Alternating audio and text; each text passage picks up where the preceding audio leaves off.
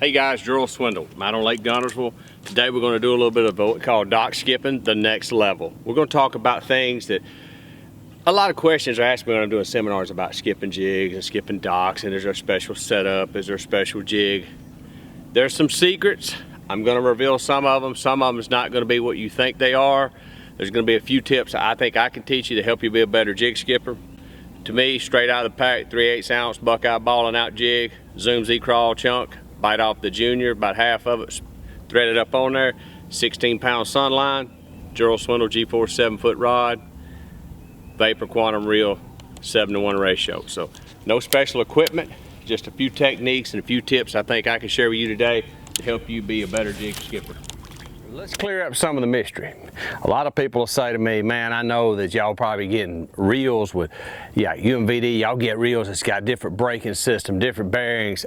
No, we don't. It's just straight out of the pack, straight from Quantum. Same stuff you can walk in any outdoor store and buy, same rod. Everything is factory. There's no trick equipment here, simply hand-eye coordination, excessive practice, but there's some do's and don'ts when it comes to skipping jigs. And a lot of people say, man, I struggle to skip jigs. Let me tell you one thing. You can't skip in waves. I don't care who you are. I don't care how good you think you are. You're not going to skip in a 6 to 10 inch chop and be accurate. It's just not the same. The water level's not smooth. The jig can't flow smooth. So one thing you want to take a note, if you're trying to skip when it's windy and you're struggling, it's not you're a bad skipper, it's bad conditions. Guys set their equipment up, they think maybe I should tighten the brake way down where the line doesn't even hardly come off here to keep me from backlashing. It's actually right the opposite. You want it pretty loose. The harder you throw, the more you pull your hand out and you throw off to the left or to the right. You overthrow. So you kind of set that, everybody say, what's the secret settings? It's about like I cast going down the bank. I mean, actually, it's pretty loose. You see me mashing it, it's just falling off the reel. That's a 3/8 ounce jig, and you can see how fast it's falling off the reel. There's not a lot of resistance on that. It's all about the wrist, hand-eye coordination, and your bait's gonna land where your eyes are looking. Your bait's always gonna be traveling where the rod tip's pointed when you let go of the cast.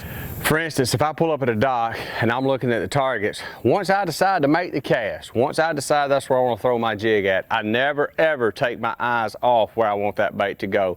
And right now I'm staring at the left side of that motor on that pontoon, right under the sun tracker.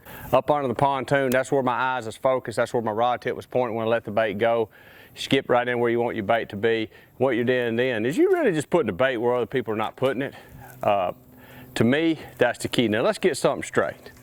Let's talk. Let's break it down from a fundamental standpoint. A lot of people say, well, I can skip docks and I can skip jigs. You can. You can. What we want to talk about today is how to be a better dock fisherman or a better jig skipper if you got a partner in the boat with you. Everybody skips the old baseball swing. You got that one buddy that pulls up on the dock and he goes, yep, there he is, right there, let's oh, God, that was a beauty. It's not tournament fishing. That's not tournament fishing. It's not even realistic. You don't have that much time. 99% of the time, you don't even have that much room. You want this to be second nature. You want this to be low body movement, eyes doing most of the work, picking out your target. I make this, so if I was fishing this dock and I finished this skip up off the pontoon or I'm swimming my jig in, and I cut my eyes to this next dock, see, I didn't wind up. I didn't baseball swing it up under there. You simply want to cast it real smooth, let the bait glide. The harder you throw the bait, the more commotion you make, sometimes not good. Do you see this water's definitely still? That bait coming in at 100 miles an hour is not going to be what you want. You simply roll your wrist, throw the bait under. When you got a partner that's dominantly right-handed, and you want to get on front of the boat and fish docks with him, you need to be able to throw backhanded. You need to be able to pick your target out up under that pontoon and skip to it every time, because that's when you become a tougher team. And sometimes when you're shooting videos, they accidentally bite it and you get the jerk on one. Reel it back out. So if you're in a team tournament, you see where I'm talking about. This is not the dominant side for most right-handed fishermen. They want to throw this way. This particular situation, I'm on it. I mean, I'm on it like KFC on a $2.99 sale. And what this enables you to do is take this partner right here, could take a flipping stick and pitch, and this guy right here could take a bait and skip. You're really not even fishing for the same fish. So when I'm looking at this dock, I'm going to look at the right-hand side where the tube of 6 is almost against the water, smallest area. Immediately in my mind, I said, hardest place to get to, nobody's going to throw there, that's where I'm going to try to throw. So this is when you might use your sidearm coming down the bank. You reach up here and you want to hit that gap. You want to put the bait in there where you think other guys are not casting. And the reason why, if there's a fish in there, he hasn't seen a bait, he's going to immediately react to it and bite it. Same thing, got another slip. It's all day long. It's all about the backhand.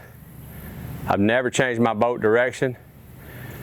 If you truly have to fix your boat direction so you can make the proper cast sometime, I would encourage you to work on your cast. Work on your cast. Don't let that stop you from catching bass. No matter where your body's at or where your boat's at, you want to be in position. You can practice this in your carport, out in your yard. You don't actually have to be on Lake Guntersville skipping docks. You can be on concrete skipping in cups. The presentation is the same. Backhand roll, underhand roll, straight in roll. You're just practicing the technique of casting. Big dock coming up here. Got a lot of shade, a lot of open room, so let's start by way up under, swim it out.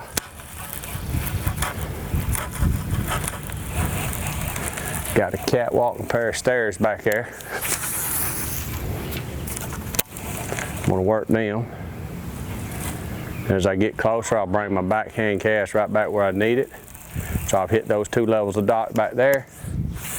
Backhand right here. Pretty much covered from the last half of the dock out, the biggest shade, I've covered in 3 casts. Pretty good chance if that fish was there, he's seen my bait.